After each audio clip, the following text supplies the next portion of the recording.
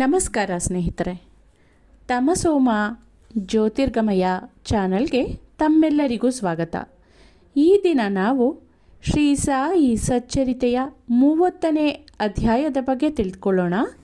ಈ ಅಧ್ಯಾಯದಲ್ಲಿ ವಾಣಿಯ ಕಾಕಾಜಿ ವೈದ್ಯ ಅವರ ಅನುಭವ ಹಾಗೆ ಮುಂಬಯಿಯ ರಾಮಲಾಲ ಅವರ ಬಗ್ಗೆ ಹೇಮಾಡ ಪಂತರು ತಿಳಿಸ್ಕೊಟ್ಟಿದ್ದಾರೆ. ಶಾಂತಿ ಸಾಗರರು ಭಕ್ತ ಪಾಲರೂ ಆದ ಸಾಯಿ ಅವರಿಗೆ ಪ್ರಣಾಮ. ಅವರ ದರ್ಶನ ಮಾತ್ರದಿಂದಲೇ ಸಂಸಾರ ಸಾಗರದ ಹೆದರಿಕೆಯು ನಾಶವಾಗಿ ನಮ್ಮ ವಿಪತ್ತುಗಳೆಲ್ಲವೂ ದೂರವಾಗುತ್ತವೆ. ಅವರು ಮೂಲತಃ ನಿರ್ಗುಣರು. ಭಕ್ತರಿಗೋಸ್ಕರ ಅವರು ರೂಪ ತಾಳಿದ್ರು. ತಮ್ಮ ಭಕ್ತರಿಗೆ ಆತ್ಮಜ್ಞಾನವನ್ನು ಕೊಡುವುದೇ ಸಂತರ ಧ್ಯೇಯ. ಆದರೆ ಸಾಯಿಬಾಬಾ ಅವರಿಗೆ ಈ ಧ್ಯೇಯ ಸ್ವಾಭಾವಿಕವಾಗಿದ್ದಿತು. ಅವರ ಪಾದಗಳಲ್ಲಿ ಆಶ್ರಯ ಪಡೆದವರ ಕಷ್ಟಗಳೆಲ್ಲವೂ ದೂರವಾಗ್ತಾ ಇದ್ವು. ಅನೇಕರು ಬಾಬಾ ಅವರನ್ನು ಸ್ಮರಿಸಿಕೊಂಡು ಅನೇಕ ಕಡೆಗಳಿಂದ ಬಂದು ಅವರ ಸಮ್ಮುಖದಲ್ಲಿ ಧರ್ಮ ಗ್ರಂಥಗಳನ್ನು ಪಾರಾಯಣ ಮಾಡ್ತಾಯಿದ್ರು. ಗಾಯತ್ರಿ ಮಂತ್ರವನ್ನು ಜಪಿಸ್ತಾ ಇದ್ರು. ಗುಣಹೀನರಾದ ನಮಗೆ ಭಕ್ತಿಯೇ ಗೊತ್ತಿರೋದಿಲ್ಲ. ಇತರರು ಕೈ ಬಿಟ್ಟರೂ ಸಹ ಸಾಯಿಬಾಬಾ ಅವರು ನಮ್ಮ ಕೈ ಬಿಡೋದಿಲ್ಲ ಅನ್ನೋದು ನಮಗೆ ತಿಳಿದೇ ಇದೆ. ಅವರ ದಯೆಯನ್ನು ಪಡೆದವರು ವಿಚಾರ ವಿವೇಕ ಎಂಬ ಜ್ಞಾನ ಸಂಪಾದನೆ ಮಾಡ್ತಾರೆ. ಸಾಯಿಬಾಬಾ ಅವರಿಗೆ ಭಕ್ತರ ಬಯಕೆಗಳು ತಿಳಿದಿದ್ವು. ಅದನ್ನವರು ಕೈಗೂಡಿಸ್ತಾ ಇದ್ರು. ಆದುದರಿಂದ ನಾವು ಅವರನ್ನು ಪ್ರಾರ್ಥಿಸಿ ಅವರ ಮುಂದೆ ಧ್ಯಾನಾಸೀನರಾಗೋಣ. ನಮ್ಮ ತಪ್ಪುಗಳೆಲ್ಲವನ್ನ ಕ್ಷಮಿಸಿ ನಮ್ಮನ್ನು ಅವರು ಪ್ರೇಮದಿಂದ ಮುಕ್ತ ಮಾಡಲಿ. ಬಾಬಾ ಅವರನ್ನು ಪ್ರಾರ್ಥಿಸಿದ್ರೆ ಅವರ ದಯೆಯಿಂದ ನಮ್ಮ ಕಷ್ಟಗಳೆಲ್ಲವೂ ಪರಿಹಾರ ಆಗತ್ವೆ. ದಯಾಸಾಗರರಾದ ಶ್ರೀ ಸಾಯಿಬಾಬಾ ತಮ್ಮನ್ನು ಅನುಗ್ರಹಿಸಿದ ಫಲನೇ ಈ ಶ್ರೀ ಸಾಯಿ ಸಚ್ಚರಿತೆ ಅಂತ ಹೇಮಾಡ ಪಂತರು ಹೇಳಿದ್ದಾರೆ. ಇಲ್ಲದಿದ್ದರೆ ಅವರಿಗೆ ಇಂಥ ಕಾರ್ಯವನ್ನು ಕೈಗೊಳ್ಳುವ ಯೋಗ್ಯತೆ ಇರಲಿಲ್ಲ ಅನ್ನೋದನ್ನು ಅವರು ಒಪ್ಪಿಕೊಂಡಿದ್ದಾರೆ. ಆದರೆ ಸಾಯಿಬಾಬಾ ಅವರೇ ಸಮಸ್ತ ಹೊಣೆಯನ್ನು ಹೊತ್ತಿದ್ರಿಂದ ಹೇಮಾಡ ಪಂತರಿಗೆ ಈ ಕಾರ್ಯದ ಭಾರವೇ ಗೊತ್ತಾಗಲಿಲ್ಲ. ಅವರು ಕಷ್ಟಪಡಬೇಕಾಗಲಿಲ್ಲ. ಶಕ್ತಿಯುತವಾದ ಜ್ಞಾನ ಜ್ಯೋತಿಯು ನುಡಿ ಮತ್ತು ಲೇಖನಿಯನ್ನು ಪ್ರೇರೇಪಿಸುತ್ತಿರುವಾಗ ಅನುಮಾನಕ್ಕೆ ಆಸ್ಪದನೇ ಇಲ್ಲ. ಶ್ರೀ ಸಾಯಿಬಾಬಾ ಅವರು ಹೇಮಾಡ ಪಂತರ ಸೇವೆಯನ್ನು ಪುಸ್ತಕ ರೂಪದಲ್ಲಿ ಪಡೆದುಕೊಂಡ್ರು. ಇದು ಹೇಮಾಡ ಪಂತರ ಪೂರ್ವ ಜನ್ಮದ ಪುಣ್ಯ ವಿಶೇಷವೇ ಸರಿ. ಈಗ ಈ ಕೆಳಗಿನ ಕತೆ ಬರೀ ಕತೆ ಅಲ್ಲ, ಅದೊಂದು ಅಮೃತ. ಇದನ್ನು ಸ್ವಾದಿಸುವವರಿಗೆ ಸಾಯಿಬಾಬಾ ಅವರ ದಿವ್ಯ ಶಕ್ತಿ ಮಹತ್ವ ಮತ್ತು ಅವರ ಸರ್ವಜ್ಞತ್ವ ಅರ್ಥವಾಗತ್ವೆ. ವಾದ ಮಾಡೋದಕ್ಕೆ ಇಚ್ಛೆ ಪಡೋರು ಈ ಕಥೆಯನ್ನು ಓದದಿರೋದು ಅಥವಾ ಕೇಳಿಸ್ಕೊಳ್ದಿರೋದೇ ಮೇಲು. ಇಲ್ಲಿ ಬೇಕಾಗಿರೋದು ತರ್ಕ ಅಲ್ಲ, ನಿಶ್ಚಲ ಭಕ್ತಿ ಮತ್ತು ದೃಢ ವಿಶ್ವಾಸ. ಯಾರು ಸಂತರ ಭಕ್ತರೋ ಅಂಥವರಿಗೆ ಈ ಕತೆ ಪ್ರಿಯ ಅನಿಸುತ್ತೆ. ಇತರರಿಗೆ ಅದು ಕಟ್ಟುಕತೆ ಅಂತ ಸಹ ತೋರಬಹುದು. ಈಗ ವಾಣಿಯ ಕಾಕಾಜಿ ವೈದ್ಯರ ಬಗ್ಗೆ ನೋಡೋದಾದರೆ, ನಾಸಿಕ ಜಿಲ್ಲೆಯ ವಾಣಿಯಲ್ಲಿ ಕಾಕಾಜಿ ವೈದ್ಯ ಅನ್ನೋರು ಇದ್ದರು. ಅವರು ಅಲ್ಲಿಯ ಸಪ್ತಶೃಂಗಿ ದೇವಿಯ ಆರಾಧಕರಾಗಿದ್ದರು. ಅವರಿಗೆ ಕಷ್ಟಗಳ ಮೇಲೆ ಕಷ್ಟಗಳು ಬಂದು ಮನಸ್ಸು ಸ್ಥಿಮಿತದಲ್ಲಿರಲಿಲ್ಲ. ಒಂದು ದಿನ ಸಂಜೆ ದೇವತೆಯ ಗುಡಿಗೆ ಹೋಗಿ ತಮ್ಮ ಚಿಂತೆಯನ್ನು ಹೋಗಲಾಡಿಸಿ ಮನಸ್ಸಿಗೆ ಶಾಂತಿ ದೊರಕಿಸು ಅಂತ ದೇವಿಯನ್ನು ಪ್ರಾರ್ಥನೆ ಮಾಡಿದ್ರು. ದೇವತೆ ಅವರ ಭಕ್ತಿಗೆ ಮೆಚ್ಚಿ ಅದೇ ರಾತ್ರಿ ಅವರ ಸ್ವಪ್ನದಲ್ಲಿ ಗೋಚರವಾಗಿ, ನೀನು ಬಾಬಾ ಅವರಿಲ್ಲಿಗೆ ಹೋಗು, ಶಾಂತಿ ದೊರೆಯುತ್ತೆ ಅಂತ ಹೇಳಿದ್ಲು. ಈ ಬಾಬಾ ಯಾರು ಅನ್ನೋದು ಕೇಳೋ ಅಷ್ಟರಲ್ಲಿ ಅವ್ರಿಗೆ ಎಚ್ಚರವಾಗೋಯ್ತು. ನಂತರ ಬಾಬಾ ಅಂದರೆ ತ್ರಯಂಬಕೇಶ್ವರದ ಹೋಗಬೇಕು ಅಂತ ಭಾವಿಸಿ ಅವರು ಅಲ್ಲಿಗೆ ಹೋಗಿ 10 ದಿನಗಳವರೆಗೆ ಅಲ್ಲಿಯೇ ನೆಲೆಸಿದ್ರು. ಅಲ್ಲಿರುವಾಗ ಪ್ರತಿದಿನವೂ ಸ್ನಾನ ಮಾಡಿ ಶಿವಲಿಂಗಕ್ಕೆ ಅಭಿಷೇಕ ಮಾಡಿ ಪೂಜೆ ಮಾಡ್ತಾಯಿದ್ರು. ಆದರೂ ಅವರ ಮನಸ್ಸಿಗೆ ಶಾಂತಿ ದೊರೆಯಲಿಲ್ಲ. ಅನಂತರ ತಮ್ಮ ಊರಿಗೆ ಮರಳಿ ಬಂದು ಪುನಃ ದೇವತೆಯನ್ನು ಪ್ರಾರ್ಥನೆ ಮಾಡಿದ್ರು. ಅದೇ ರಾತ್ರಿ ಆ ದೇವತೆ ಮತ್ತೆ ಅವರ ಕನಸಿನಲ್ಲಿ ಕಾಣಿಸಿಕೊಂಡು, ತ್ರಯಂಬಕೇಶ್ವರಕ್ಕೆ ಏಕೆ ಹೋದೆ? ನಾನು ಹೇಳಿದ್ದು ಬಾಬಾ ಅವರಲ್ಲಿಗೆ, ಅಂದರೆ ಶಿರಡಿಯ ಶ್ರೀ ಸಾಯಿ ಬಾಬಾ ಅಂತ ಹೇಳಿ ಮಾಯವಾದ್ಲು. ಶಿರಡಿಗೆ ಹೇಗೆ ಹೋಗೋದು? ಬಾಬಾ ಅವ್ರನ್ನ ಹೇಗೆ ಸಂದರ್ಶಿಸೋದು ಅನ್ನೋದು ಅವ್ರಿಗೊಂದು ಸಮಸ್ಯೆ ಆಯಿತು. ಯಾರಿಗಾದರೂ ಸಂತರ ದರ್ಶನ ಪಡಿಬೇಕು ಅಂತ ಬಯಕೆ ಆದರೆ ಸಂತರು ಮಾತ್ರವೇ ಅಲ್ಲ, ದೇವರು ಕೂಡ ಅವರ ಬಯಕೆಯನ್ನು ಕೈಗೂಡಿಸ್ತಾರೆ. ನಿಜವಾಗಿ ನೋಡಿದ್ರೆ ಸಂತರು ಪರಮಾತ್ಮನು ಇಬ್ಬರೂ ಒಂದೇ. ಇವರಿಬ್ಬರಲ್ಲಿ ಸ್ವಲ್ಪ ಕೂಡ ಭೇದ ಇಲ್ಲ.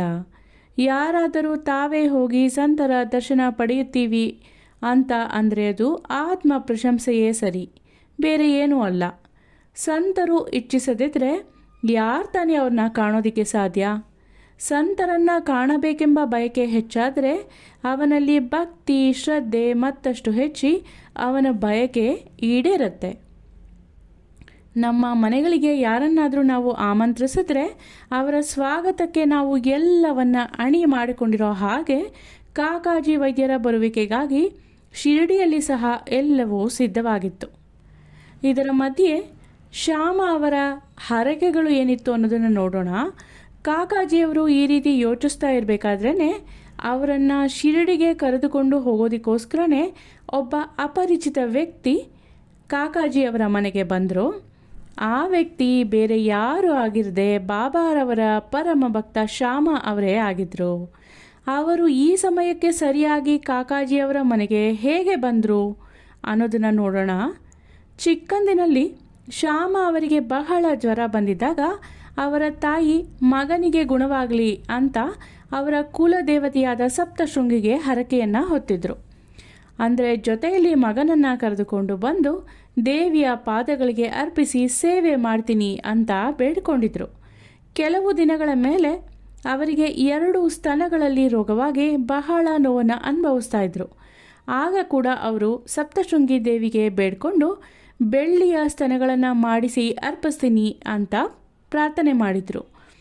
ಈ 2 ಹರಕೆಗಳು ಪೂರೈಸೋಕ್ಕಾಗಿರಲಿಲ್ಲ. ಕಡೆಗೆ ಅವರು ಮರಣಾವಸ್ಥೆಯಲ್ಲಿದ್ದಾಗ ಮಗ ಶ್ಯಾಮ ಅವ್ರನ್ನ ಕರೆದು ಈ ಹರಕೆಗಳನ್ನು ಪೂರೈಸೋದಕ್ಕೆ ಹೇಳಿದರು. ಅವರಿಂದ ವಚನ ತೆಗೆದುಕೊಂಡು ಅವರು ಪ್ರಾಣ ಬಿಟ್ಟರು. ಕೆಲವು ದಿನಗಳ ನಂತರ ಶ್ಯಾಮ ಇದೆಲ್ಲವನ್ನ ಮರೆತು ಹೋಗ್ಬಿಟ್ರು. ಹೀಗೆ 30 ವರ್ಷಗಳು ಕಳೆದು ಹೋದ್ವು. ಆ ನಂತರ ಪ್ರಸಿದ್ಧ ಜ್ಯೋತಿಷಿಯೊಬ್ಬರು ಶಿರಡಿಗೆ ಬಂದು ಉಳ್ಕೊಂಡ್ರು. ಅವರು ಹೇಳಿದ ಭವಿಷ್ಯ ಶ್ರೀಮಾನ್ ಬೂಟಿ ಹಾಗೂ ಮತ್ತಿತರ ವಿಷಯದಲ್ಲಿ ನಿಜವಾಗಿತ್ತು. ಶ್ಯಾಮ ಅವರ ತಮ್ಮ ಬಾಪೂಜಿಯವರಿಗೆ ಆ ಜ್ಯೋತಿಷಿ ನಿಮ್ಮ ಅಣ್ಣ ಸಪ್ತಶೃಂಗಿಗೆ 2 ಹರಕೆಗಳನ್ನು ಸಲ್ಲಿಸ್ತೀನಿ ಅಂತ ನಿಮ್ಮ ತಾಯಿಗೆ ವಾಗ್ದಾನ ಮಾಡಿದ್ರು, ಆದರೆ ಅದನ್ನು ಇನ್ನೂ ಕೂಡ ನೆರವೇರಿಸಲಿಲ್ಲ ಅಂತ ಹೇಳಿದ್ರು. ಬಾಪೂಜಿಯವರು ಶ್ಯಾಮ ಅವರಿಗೆ ಈ ಬಗ್ಗೆ ತಿಳಿಸಿದ್ರು. ಆಗ ಶ್ಯಾಮ ಅವರು ಇನ್ನೂ ಕಾಲ ವಿಳಂಬ ಮಾಡೋದು ಸರಿಯಲ್ಲ ಅಂತ ಹೇಳಿ ಅಕ್ಕ ಸಾಲಿಗನ ಬಳಿ ಹೋಗಿ 2 ಬೆಳ್ಳಿಯ ಸ್ತನಗಳನ್ನು ತಯಾರು ಮಾಡಿಸಿದ್ರು. ನಂತರ ಅವರ ಸಪ್ತಶೃಂಗಿ ಬಾಬಾ ಅವರೇ ಅಂತ ಭಾವಿಸ್ಕೊಂಡು ಬಾಬಾ ಅವರ ಬಳಿ ಹೋಗಿ ಅದನ್ನು ಬಾಬಾ ಅವರ ಮುಂದಿಟ್ಟು ನನ್ನನ್ನು ಕೃತಾರ್ಥನನ್ನಾಗಿ ಮಾಡಿ ಬಾಬಾ ಅಂತ ಬೇಡಿಕೊಂಡ್ರು. ಆಗ ಬಾಬಾರವರು ನೀನೇ ಸ್ವತಃ ವಾಣಿಗೆ ಹೋಗಿ ಸಪ್ತಶೃಂಗಿ ದೇವಿಗೆ ಇವುಗಳನ್ನು ಅರ್ಪಿಸಿ ಬಾ ಅಂತ ಹೇಳಿದರು. ಈ ರೀತಿ ಬಾಬಾರವರ ಆಶೀರ್ವಾದವನ್ನು ಪಡೆದು ವಾಣಿಗೆ ಬಂದು ಅರ್ಚಕರನ್ನು ಹುಡುಕೊಂಡು ಕಾಕಾಜಿಯವರ ಮನೆ ಕಡೆಗೆ ಶ್ಯಾಮ ಅವರು ಬಂದಿದ್ದರು. ಆಗ ಕಾಕಾಜಿಯವರಿಗೂ ಬಾಬಾ ಅವರನ್ನು ಕಾಣಬೇಕು ಅನ್ನೋ ಕಳವಳ ಬಹಳನೇ ಹೆಚ್ಚಾಗಿತ್ತು. ಆ ಸಮಯಕ್ಕೆ ಸರಿಯಾಗಿ ಶ್ಯಾಮ ಅವರ ಕಾರ್ಯಾರ್ಥವಾಗಿ ಕಾಕಾಜಿಯವರ ಮನೆ ಸೇರಿದ್ರು. ಕಾಕಾಜಿಯವರು ಶ್ಯಾಮ ಅವರ ಊರು ಕುಲ ಮತ್ತು ಗೋತ್ರಗಳನ್ನು ವಿಚಾರಿಸಿ ನಂತರ ಅವರನ್ನು ಆನಂದದಿಂದ ತಬ್ಕೊಂಡ್ರು. ಅವರ ಪ್ರೀತಿ ಚಿಮ್ಮಿತು. ಶ್ಯಾಮ ಅವರ ಹರಕೆ ಪೂರೈಸಿ ಪೂಜೆ ಮುಗಿದ ನಂತರ ಇಬ್ಬರು ಸಾಯಿ ಲೀಲೆಗಳ ಕುರಿತು ಮಾತನಾಡಿದ್ರು. ನಂತರ ಇಬ್ಬರು ಶಿರಡಿಗೆ ಹೊರಟರು. ಮಸೀದಿ ತಲುಪಿದ ಕೂಡಲೇ ಕಾಕಾಜಿಯವರು ಬಾಬಾ ಅವರ ಪಾದಗಳಿಗೆ ನಮಸ್ಕಾರ ಮಾಡಿದ್ರು. ದೇವತೆ ವಾಣಿಯಂತೆ ಬಾಬಾ ಅವರ ದರ್ಶನ ಪಡೆದ ಮರುಕ್ಷಣದಲ್ಲಿಯೇ ಅವರ ಮನಸ್ಸು ನೆಮ್ಮದಿ ಪಡಿತು. ಅವರು ಆನಂದ ಪರವಶರಾದರು.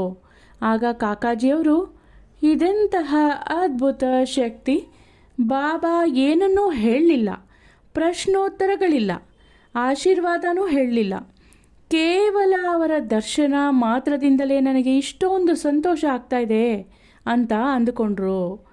ಅವರ ದೃಷ್ಟಿಯನ್ನು ಬಾಬಾ ಅವರ ಚರಣಗಳಲ್ಲಿ ಇಟ್ಟಿದ್ರಿಂದ ಅವರೊಡನೆ ಏನು ಮಾತನಾಡಲೇ ಇಲ್ಲ. ಬಾಬಾ ಅವರ ಲೀಲೆಗಳನ್ನು ಕೇಳುತ್ತಾ ಅವರು ಆನಂದ ಪರವಶರಾಗೋದ್ರು. ಬಾಬಾ ಅವರಲ್ಲಿ ಸಂಪೂರ್ಣ ಶರಣಾಗತಿಯನ್ನು ಹೊಂದಿ ಚಿಂತೆಯಿಂದ ಮುಕ್ತರಾಗಿ ಶಾಂತಿಯನ್ನು ಪಡೆದರು. ಆ ನಂತರ ಶಿರಡಿಯಲ್ಲಿ ಅವರು 12 ದಿನಗಳ ಕಾಲ ಉಳಿದುಕೊಂಡು ನಂತರ ಬಾಬಾ ಅವರ ಆಶೀರ್ವಾದ ಮತ್ತು ಊದಿಯನ್ನು ಪಡೆದು ಅವರ ಸ್ವಗ್ರಾಮವಾದ ವಾಣಿಗೆ ಹಿಂತಿರುಗಿ ಬಂದರು. ಈಗ ರಹತಾದ ಕುಶಾಲಭಾವು ಅವರ ಬಗ್ಗೆ ನೋಡೋಣ. ಬೆಳಗಿನ ಜಾವದ ಕನಸು ಸಾಮಾನ್ಯವಾಗಿ ನನಸಾಗತ್ತೆ ಅನ್ನೋದು ಕೆಲವರ ನಂಬಿಕೆ. ಆದರೆ ಬಾಬಾ ಅವರ ಕನಸುಗಳಿಗೆ ಕಾಲದ ಪರಿಮಿತಿ ಅನ್ನೋದೇ ಇರಲಿಲ್ಲ. ಬಾಬಾ ಅವರು ಒಂದು ದಿನ ಕಾಕಾ ಸಾಹೇಬ್ರನ್ನ ಕುರಿತು ರಹತಾದ ಕುಶಾಲಭಾವ್ರನ್ನ ನೋಡಿ ಬಹಳನೇ ದಿನಗಳಾಯಿತು ಅಂತ ಹೇಳಿ ಅವ್ರನ್ನ ಶಿರಡಿಗೆ ಕರ್ಕೊಂಡು ಬನ್ನಿ ಅಂತ ಆಜ್ಞಾಪಿಸಿದ್ರು. ಅದರಂತೆ ಕಾಕಾ ಸಾಹೇಬರು ಟಾಂಗ ಮಾಡಿಕೊಂಡು ರಹತಾಕ್ಕೆ ಹೋಗಿ ಕುಶಾಲಭಾವು ಅವರಿಗೆ ಬಾಬಾ ಅವರ ಸಂದೇಶ ತಿಳಿಸಿದ್ರು. ಇದನ್ನು ಕೇಳಿದ ಕುಶಾಲಭಾವ್ರು ಅವರು ಬಹಳನೇ ಅಚ್ಚರಿಗೊಂಡ್ರು. ಆಗ ತಾನೇ ಅವರು ಊಟ ಮಾಡಿ ಮಲ್ಕೊಂಡಿದ್ದಾಗ ಬಾಬಾ ಅವರು ಕನಸಿನಲ್ಲಿ ಕಾಣಿಸ್ಕೊಂಡು ಶಿರಡಿಗೆ ಬಾ ಅಂತ ಕರೆದ ಹಾಗಾಗಿತ್ತು. ಅವರು ತಮಗೆ ಬಿದ್ದ ಕನಸನ್ನು ವಿವರಿಸಿ ಹೇಳಿದ್ರು. ಕುದುರೆ ಇರಲಿಲ್ಲ, ಆದ್ದರಿಂದ ಬಾಬಾ ಅವರಿಗೆ ತಿಳಿಸಿ ಬರೋದಕ್ಕೋಸ್ಕರ ನನ್ನ ಮಗನನ್ನು ಕಳಿಸಿದ್ದೀನಿ ಅಂತ ಹೇಳಿದ್ರು. ದೀಕ್ಷಿತರು ನಿಮ್ಮನ್ನು ಕರ್ಕೊಂಡು ಬಾ ಅಂತಾನೆ ಬಾಬಾ ಹೇಳಿದ್ರಿಂದ ನಾನು ಬಂದಿದ್ದೀನಿ, ಟಾಂಗ ತಂದಿದ್ದೀನಿ ಬನ್ನಿ ಅಂತ ಹೇಳಿ ಅವ್ರ ಜೊತೆ ಕರ್ಕೊಂಡು ಹೊರಟರು. ಇಬ್ಬರು ಶಿರಡಿಗೆ ಬಂದು ತಲುಪಿದ್ರು. ಪಂಜಾಬಿ ರಾಮಲಾಲರ ಬಗ್ಗೆ ನೋಡೋಣ. ಒಂದು ಸಾರಿ ಮುಂಬಯಿಯ ಪಂಜಾಬಿ ಬ್ರಾಹ್ಮಣರಾದ ರಾಮಲಾಲರಿಗೆ ಬಾಬಾ ಅವರು ಕನಸಿನಲ್ಲಿ ಕಾಣಿಸ್ಕೊಂಡ್ರು. ಅವರಿಗೆ ಶಿರಡಿಗೆ ಬರುವಂತೆ ಹೇಳಿದ್ರು. ಬಾಬಾ ಅವರು ಅವರಿಗೆ ಸತ್ಪುರುಷರಂತೆ ಕಾಣಿಸ್ಕೊಂಡ್ರು. ಅವರಿಗೆ ಹೋಗಬೇಕು ಅಂತ ಇಚ್ಛೆ ಆಯಿತು. ಆದರೆ ಇವರು ಯಾರು, ಎಲ್ಲಿಗೆ ಹೋಗಬೇಕು, ಈ ಸತ್ಪುರುಷರನ್ನು ಎಲ್ಲಿ ಭೇಟಿ ಮಾಡಬೇಕು ಅನ್ನೋದು ಅವ್ರಿಗೆ ಗೊತ್ತಾಗಲಿಲ್ಲ. ಯಾರು ದರ್ಶನಕ್ಕೆ ಆಹ್ವಾನ ನೀಡ್ತಾರೋ ಅವರೇ ಎಲ್ಲವನ್ನ ಸಜ್ಜುಗೊಳಿಸ್ತಾರೆ. ಇಲ್ಲಿಯೂ ಸಹ ಪಂಜಾಬಿ ರಾಮಲಾಲರಿಗೆ ಅದೇ ರೀತಿ ಆಯಿತು. ಅದೇ ದಿನ ಮಧ್ಯಾಹ್ನ ರಾಮಲಾಲರು ಒಂದು ಅಂಗಡಿಯಲ್ಲಿ ಇದ್ದ ಬಾಬಾ ಅವರ ಫೋಟೋವನ್ನು ನೋಡಿದ್ರು. ಫೋಟೋ ನೋಡಿ ಅವರು ಕನಸಿನಲ್ಲಿ ಕಂಡ ಸತ್ಪುರುಷನನ್ನೇ ಹೋಲ್ತಿದ್ದುದನ್ನು ನೋಡಿ ಸಂತೋಷಗೊಂಡ್ರು. ಈ ಫೋಟೋ ಯಾರ್ದು ಅಂತ ಆ ಅಂಗಡಿಯಲ್ಲಿ ವಿಚಾರಿಸಿದಾಗ ಅದು ಶಿರಡಿಯಲ್ಲಿರುವ ಶ್ರೀ ಸಾಯಿಬಾಬಾ ಅವರದ್ದು ಅಂತ ಗೊತ್ತಾಗಿದ್ದ ತಕ್ಷಣವೇ ರಾಮಲಾಲರು ಮರುದಿನವೇ ಶಿರಡಿಗೆ ಪ್ರಯಾಣ ಮಾಡಿದ್ರು. ನಂತರ ಕೊನೆಯವರೆಗೂ ಅವರು ಶಿರಡಿಯಲ್ಲಿಯೇ ವಾಸ ಮಾಡಿದ್ರು.